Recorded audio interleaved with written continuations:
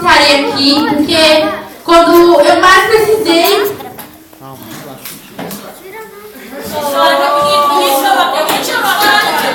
Ô, Glória!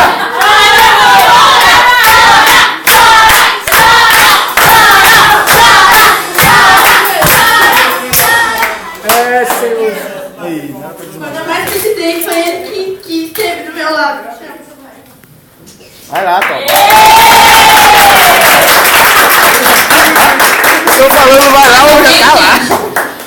Olha, gente, você pode não pegar esse microfone nessa noite e falar pro seu pai que você ama ele, mas você não perca a oportunidade. Quantos hoje, nessa noite, nesse dia, queria estar abraçando o seu pai e não teve essa oportunidade?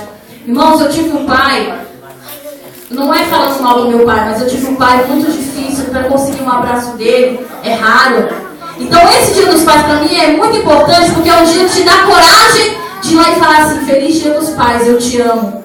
Porque ele não me ensinou a abraçar, ele não me ensinou a beijar, ele não me pegava no colo, mas eu não julgo ele porque a vida ensinou ele.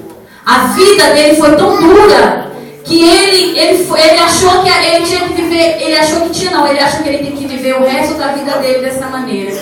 Mas o Senhor colocou um negócio no meu coração, que foi o que o pastor falou hoje, que nenhum pai deseja o mal do seu filho.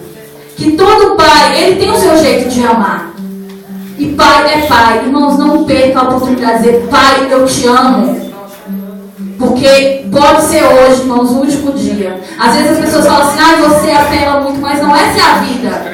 E hoje eu agradeço a Deus pelo meu pai. Hoje eu já fui lá de manhã, abracei ele meio duro, não sabia se me abraçava, se pegava na minha mão. E eu fui lá, abracei, beijei ele e falei assim: pai, feliz dia dos pais, eu te amo. E isso é muito bom, irmãos. Ele não me ensinou, mas o Senhor me ensinou.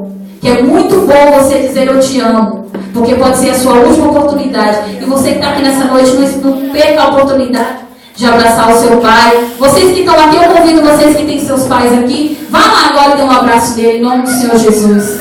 Amém?